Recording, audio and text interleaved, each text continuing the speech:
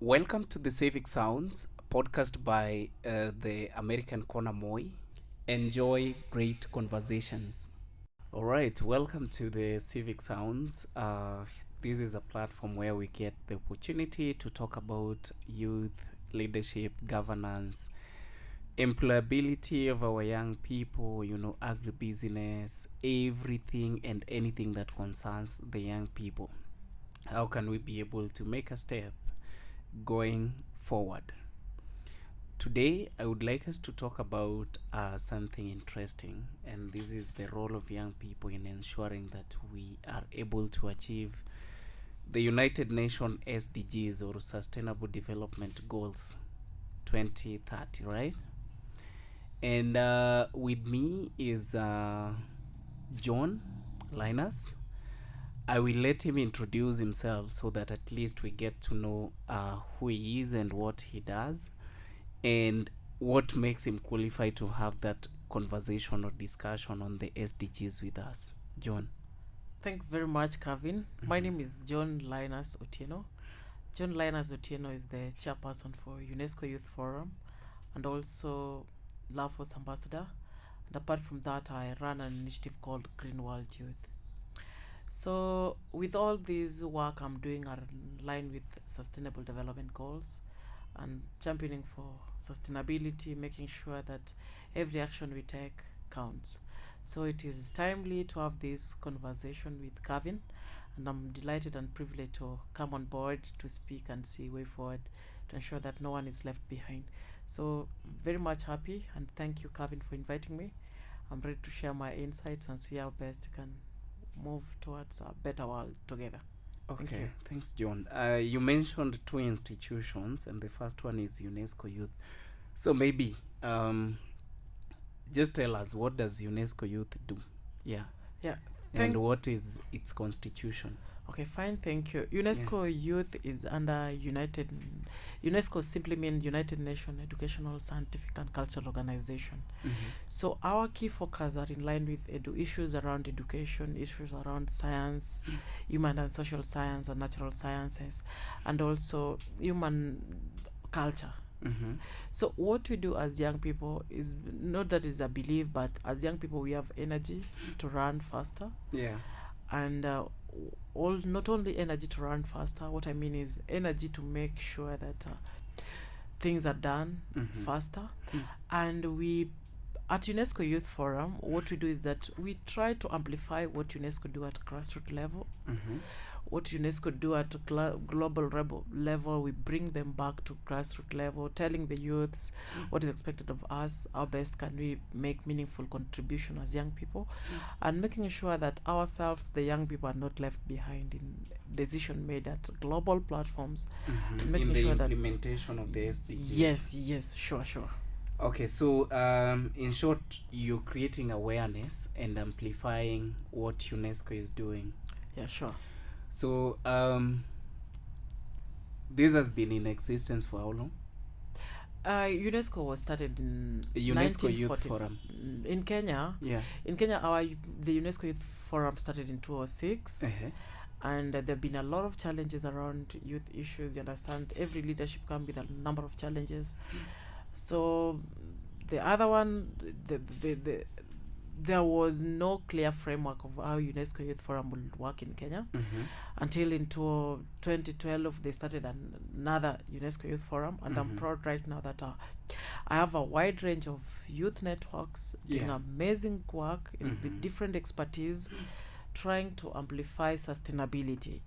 And I'm proud that I'm their chairperson, and they're easy to work with, and there are people who are ready to support and make sure that Kenyan youths are leveraged to be part of the solution provision to the common challenges that we face in the world.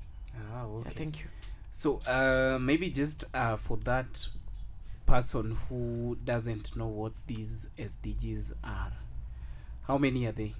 We have 17 SDGs. 17 SDGs. So 17 Sustainable Development Goals. Maybe do you know them offhand? Yes, I know them, but I'll try to just break down to use a simple language for those who doesn't know what SDGs mean. Okay. But UN has a framework. to start, let me just say, human beings, we have problems Yeah. in our lives, and that is why UN came up with a strategy and a framework to make sure that we find a very candid way, a very good way to handle the the planetary problems that we have. Yeah. That is why they came up with the 17 SDGs to try to support human beings, not only human and planet, whereby we said, being that in the world there is poverty, Yeah. they are trying, the goal number 1 says No poverty. no poverty. So I think maybe we will go one by one Yeah. as per the SDGs. So maybe at the UNESCO Youth Forum, or even at your own organization, or even at your individual capacity as a young person, what are you doing to ensure that there is zero poverty in Africa or in Kenya, for example? Yeah, that's a very good question, and it takes an individual responsibility and a collective responsibility to make sure that there is no poverty in the world. And I want to tell you today that all these SDGs are interconnected. You can't say that you want to end poverty without quality education. Yeah. That is SDG number 4. Yeah. You can't say that you want to achieve quality education without addressing poverty. And You can end poverty without education, by the way. How? Let me know. You Let me can know be from a your farm. perspective. You can be a farmer in the village. You can be a fisherman in the village who lives well. No. I'll challenge you today. Or it's about ending for others, not for yourself.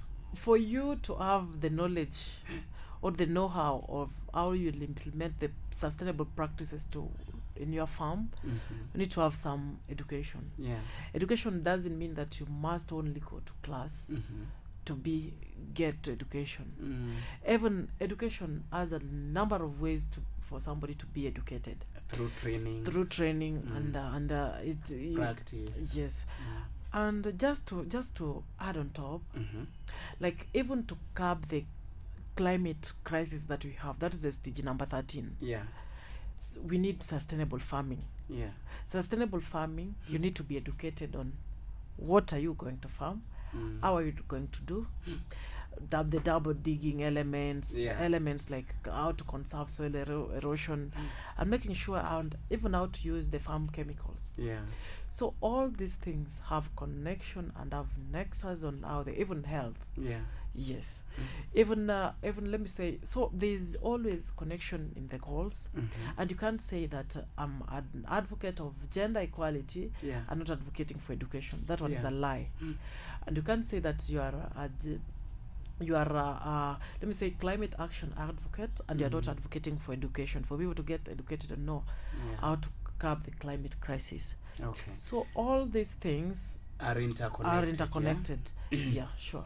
So you mentioned something very interesting, and that is, I think, SDG number 3, good health and well-being. Yeah. So currently, as we are aware, maybe we don't have the facts, but the truth of the matter is not so many young Kenyans are insured. You know, they are not insured.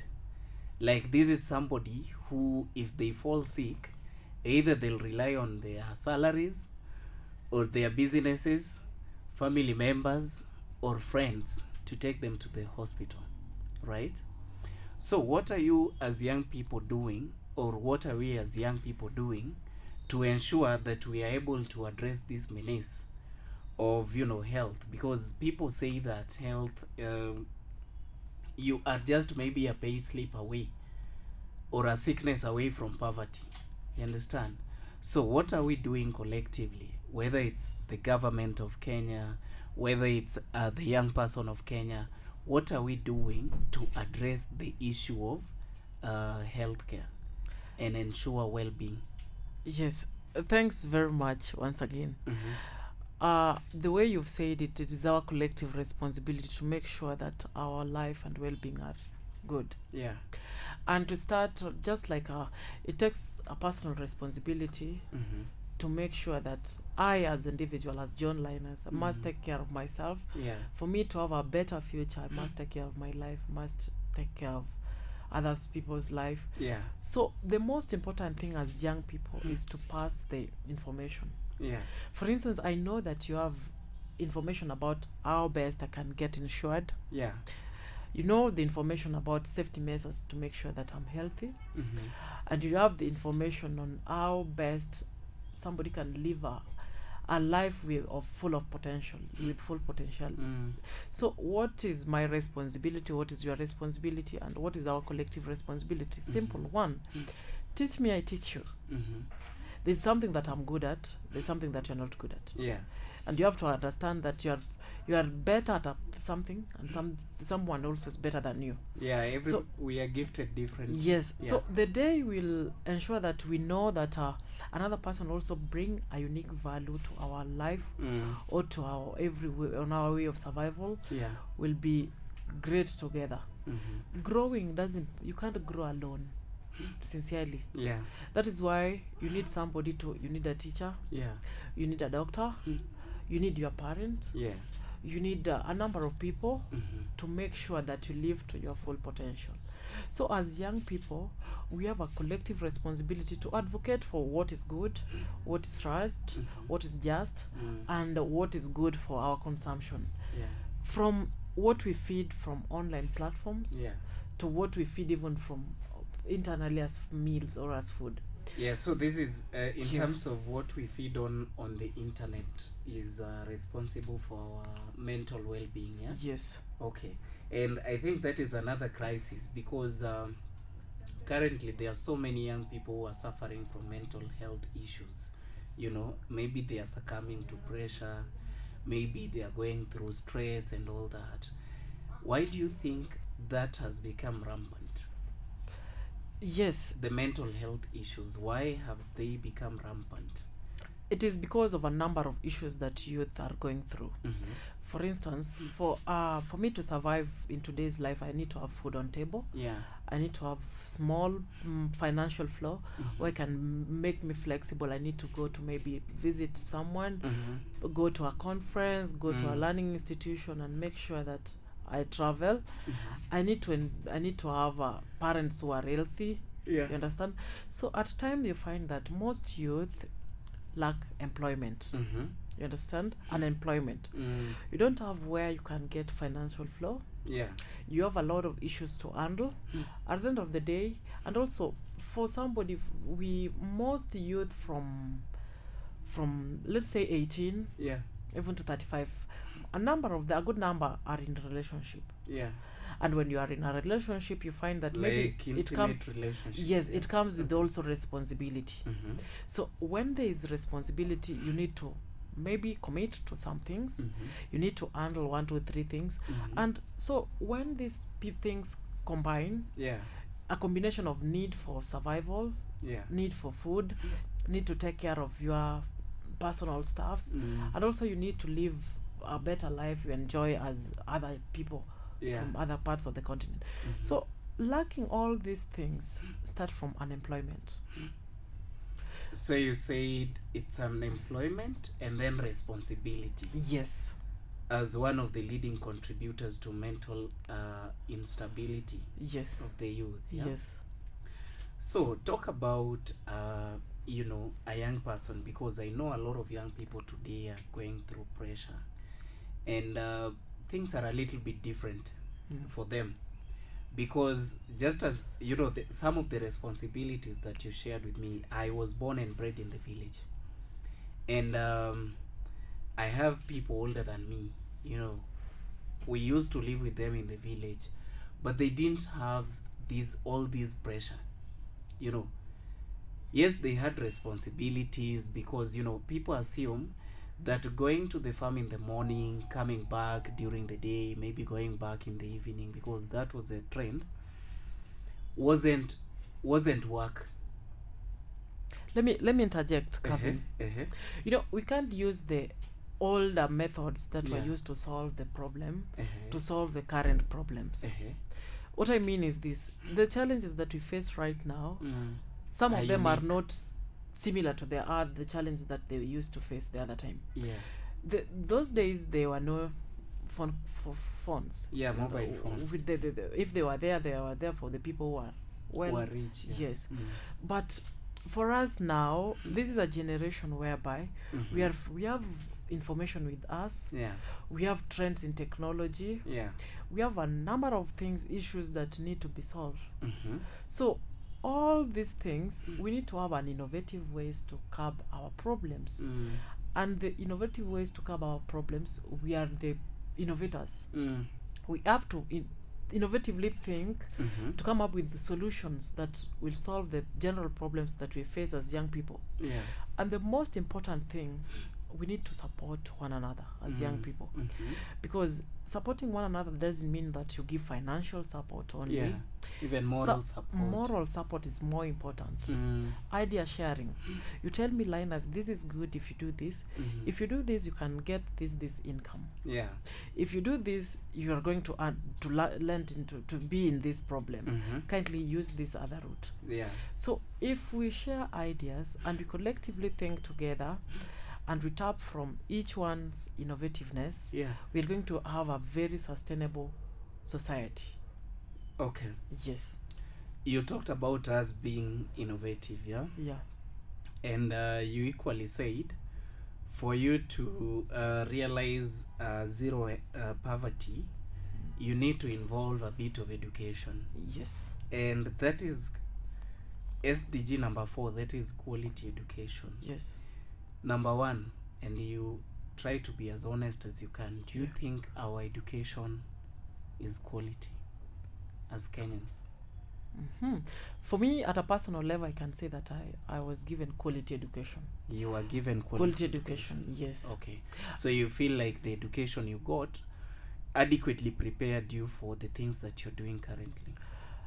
What I can say that there's need to adjust in a number of elements, a number of strategies. My question is, you feel like the education you got adequately prepared for the things you're doing today?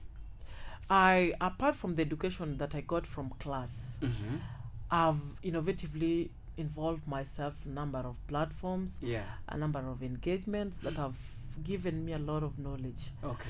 I didn't pursue international relations in campus, but right now I have some skills in international relations and diplomacy. And so you were engaging a lot on diplomatic issues, yeah? And I want to tell you that it is not a must to go to class to get knowledge that you want as individual level. Yeah. What I believe is, if you want to get something, you go for it. And the best way to go for it, to make yourself have the knowledge that you want, is to involve yourself in innovative volunteerism. What I mean is this. Personally, I'm a beneficiary of innovative volunteerism. I have a wide range of mentors. I have a wide range of platforms that I involve myself into.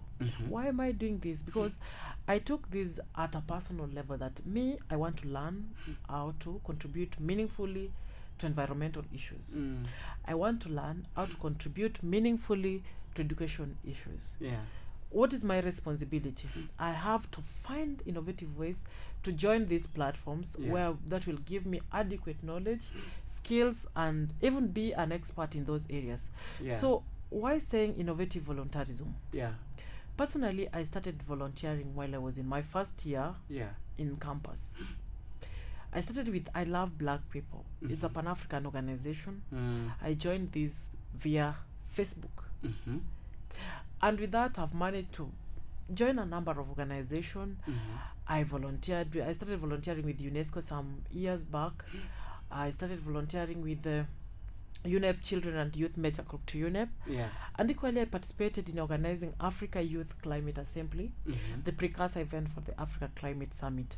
And with that, only gave me a lot of connections, a lot of networks that I'm really benefiting from them, and I'm still learning from them, and I'm ready to share the knowledge that I learned from these people, and make sure to tap what I've gained to pass it to the other generation. So the most important thing is be ready to learn, be ready to be teachable, Yeah. and be ready to also share your value. Yeah. Value builds value. Yeah.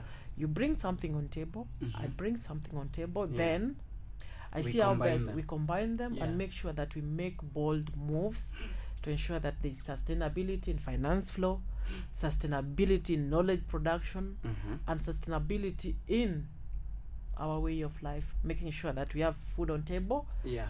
have money to make you flexible. As youth, you can't, sincerely, youth right now need money. We can't pretend that we don't need money, because everything is money.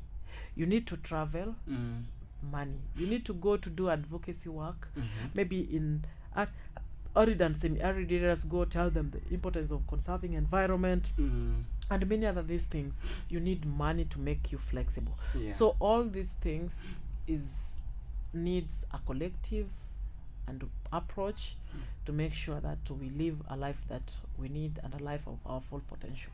So in short, the youth need money. Yes. So still allow me to drag you back to my question, because maybe I feel like you haven't adequately addressed it. Yeah. Let me put it in this way. What you're doing currently, would you attribute it to the certificates that you got from school? A very good question. What I'm doing currently is I'm doing what my passion is. You're doing your passion. Yes. Right? Not what you studied in school. Yes, sincerely. First, what did you study? I did automotive technology and engineering. Yes. Yes. That is new to me. Yes, I can teach automotive technology. I actually thought Yeah. you did a social science course. No. You know? I'm a scientist. I did automotive technology and engineering. At the same time, I'm a teacher. With the course that I did, it gives me opportunity to teach in TVET institution, and also myself, I'm an engineer. I can do the practical aspect of what I schooled. Okay. But okay. that didn't limit me to do what my passion is. Okay. Yeah. So at least in short, you've answered my question. Yes. That whatever you're doing, because I know what you're doing and what you studied are totally different. So come to think of it, and I was telling you this before we came here, that I have a number of cases of young people, university and college students, who are studying courses that they don't like. They are studying it because they were placed by the system. So what do you think we can do to at least ensure that if your passion has been in all these all along, you got the opportunity to study what is in line with your interest and your passion?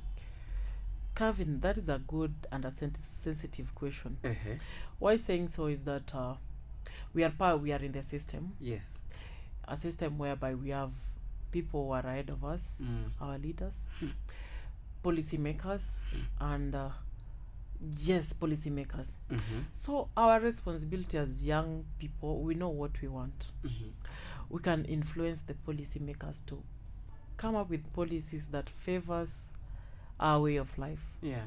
For instance, the question around what you do in campus and what you're doing outside campus is a very important question, because first, for what we can do as young people is to advocate. We have energy to influence a number of things. Energy, how we can do this is use the available tools that we have, and we use them meaningfully. We have social media platforms, and not only social media platforms, even with us we have leaders. Me personally, I call myself a leader, not because of the title, but because of what I'm able to do to make sure that the people I'm serving feel that you're giving them a sense of direction. So I feel like even the position that I serve under UNESCO, UNESCO mainly is the intellectual body of United Nations. And education plays a critical role in everybody's development. Education is the bedrock for development. We can't go away from education. So what we can do, acknowledging that we are gifted differently, we can try to use good, harmonized, and polite ways to influence policy and make sure that this what you are feeding us in our education system currently is not relevant with the trends in technology. So if they will understand this, I think they, if there is no parent who can't understand their children. Yeah.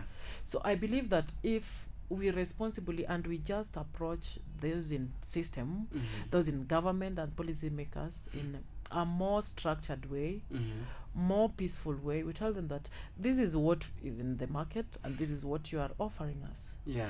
Kindly, can we do this can we bridge the gap to make sure that to address the issue and make sure that skill mismatch so that we address this. Yeah. Cavin, I want to tell you that right now I'm privileged that we are coming up with we are developing African Youth Employment Action Lab in partnership with ILO and African Union, and we've been trying to see how best why our numbers of unemployed youth are increasing in Africa. Yeah.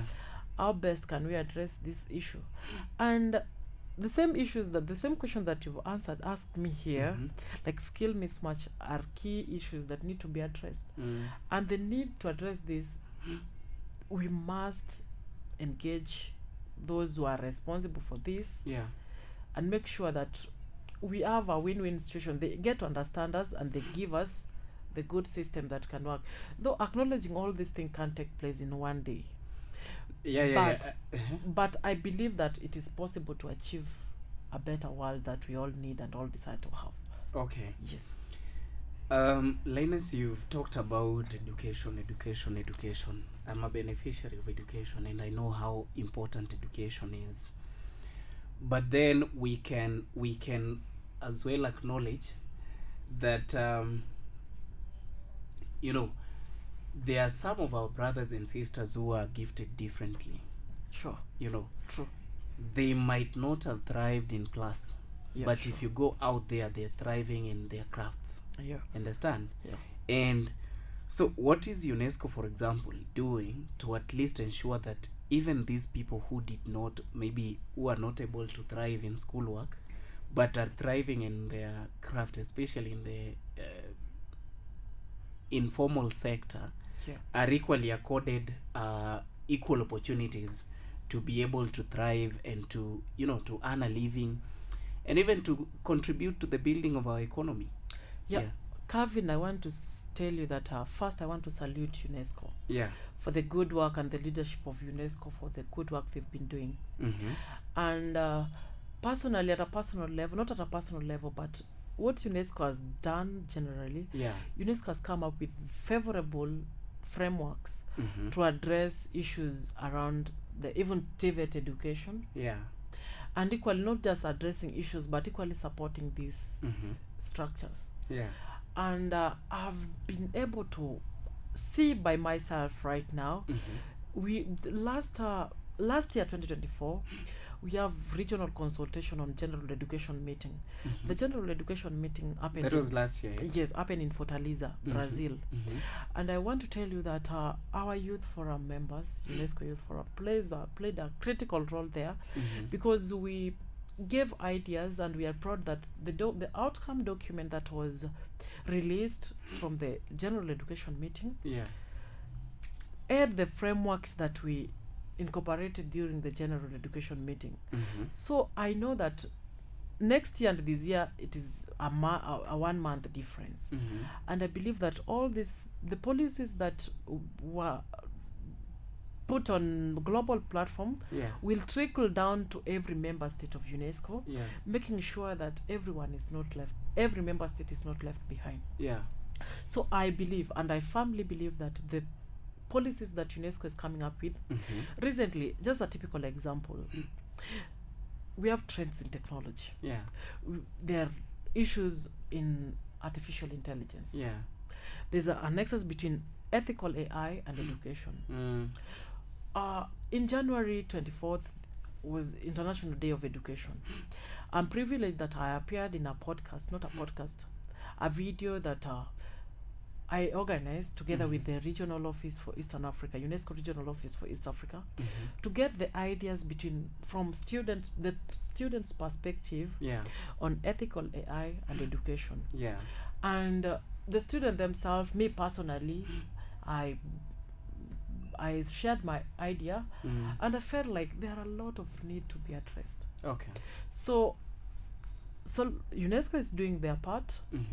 Our government is doing their part, and right now, as young people, we have a collective role to make sure also do our part. We have the energy. So before you talk to the young people, yes, and this is perhaps the last question that I'm going to ask. Yeah.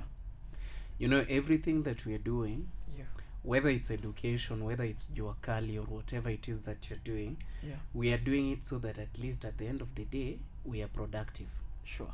And by being productive, I think leads to us being able to put something on the table. Yeah. SDG number 8, and that is the last thing we are talking about, decent work and economic growth. You know, what would you advise young people to do with the ballooning rate of unemployment in this country for educated and uneducated Kenyans? What would you advise them to do? Thank you, Cavin. The first approach that I'll give to that is value. For example, value proposition. Let me ask you, what value do you bring on table? I train and consult on employability skills. Yes. Yeah. That is a unique value that you have. Let me say I have a value in automotive technology. Yeah. What do I bring on table? The automotive technology aspect of it. Every person brings a unique value on table. Yeah. So whether you are educated or not educated, bring your value on board. Yeah. That is what will give you employment. So it's about young people asking themselves, what can I do? What can I do? And what do I have to What offer? do I have to offer? That is the question. The employers, every employer in the world want to see the best out of you. Yes, yes. Like, you can't be employed if you can't offer value on table. Yeah. The result. The result of what you have. What are you capable of doing?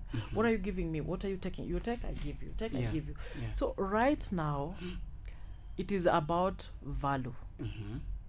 So me personally, I'll bring my value on table. You employ me.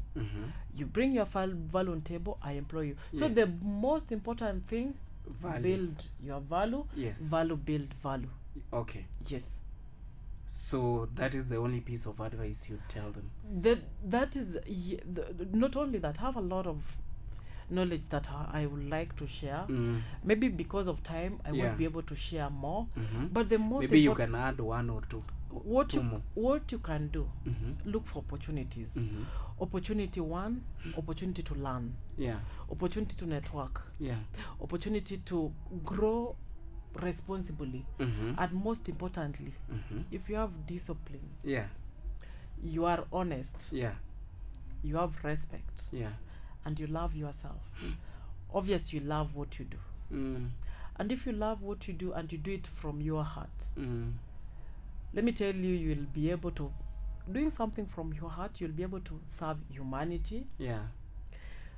Serving humanity will make you love your work, and not only love your work, and make sure that what you do is value based. And also the most important, you have to think holistically.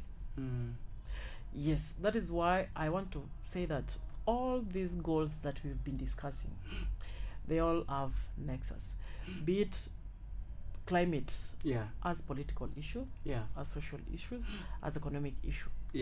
Be it health as social issue, economic and political aspect of it. So we can't address one goal. As you say that I'm an advocate for SDG number 13, and you are not aware of what SDG number 1 talks about. So the most important thing, be ready to learn, be ready to network, and don't be afraid to invest in yourself. Invest in your personal brand, invest in personal building, and invest in others. Social capital is very important in the world of today. And most importantly, connect with me. Yes, if you connect with me, you share your value, then I share my value. so that we all make sure that we grow with our Together. full potential. Together. Yeah, sure. Thank you so much, John Linus, the chairperson, UNESCO Youth Forum, right? Yes. And the founder, Green World Youth. Green World Youth. Let me brief you. Mm-hmm. Green World Youth, I started from a WhatsApp group. Mm-hmm. And this I want to challenge other youth also to bring something on board. Yeah. How I started Green World Youth is very crazy. Mm-hmm. Like I didn't know anybody apart from my family members when I joined university. Yeah. Then after joining university, that is why I'm telling you education is the bedrock of every development. Mm-hmm. So I created a lot of networks. Yes. Within the school. Within the school and outside the school. Mm-hmm. I brought these networks together and I was up. These people keep sharing what they are doing. Yeah. You are in Kericho, you share what you're doing in Kericho. Mm-hmm. You're in South Africa, you share with me what you are doing in South Africa. Mm-hmm. And with that, what I was doing is to amplify what you do Mm-hmm. and what I do on social media platforms. Yeah. I started by making Green World Youth an education platform, doing climate awareness and climate education. Mm-hmm. What we've done, all what we've been doing, Yeah. I was privileged to be ranked at position 200 and total 500 global influencers on climate. Okay. And with that, I tell you, I've built a huge network with people. So what does the organization do? Right now, we have 1 million tree seedlings that we sell. We have both fruit trees, indigenous. Where there are the million. Our million tree seedlings is in Migori County. Migori is in Migori County. Yes. Which sub-county? Kuria. Okay. Christ. So that is where we got some piece of land, Yeah. and we have very quality seedlings, very healthy seedlings, and I would like to connect with us to give you. It is a partnership between Green World Youth and Green Cover Trees Kenya. So Green Cover Trees Kenya and Green World Youth, we did a joint program where we don't just grow trees, we nurture them, we engage the community around there, we educate them on sustainable agricultural practices, and not only sustainable agricultural practices, and also we address the social issues around that area. Okay. We have issues like FGM. We teach them the dangers of FGM and make sure that I'm privileged and I'm happy. That recently when I paid a visit to the farm, I realized that people really valued what you're doing. What we're doing. Okay. And I'm happy, and seeing people smile is my happiness. Yeah. Thank you. All right, asante sana John Linus. Thank you so much for your time and for the pieces of advice that you've been able to give to our young people. This is a platform where we get to share the information that we have, and as they say, information is power. And when you share power, it's able to influence or change someone's life. So thank you so much to our viewers, and always keep it tuned or locked at the Civic Sounds. Thank you so much, and see you in the next episode.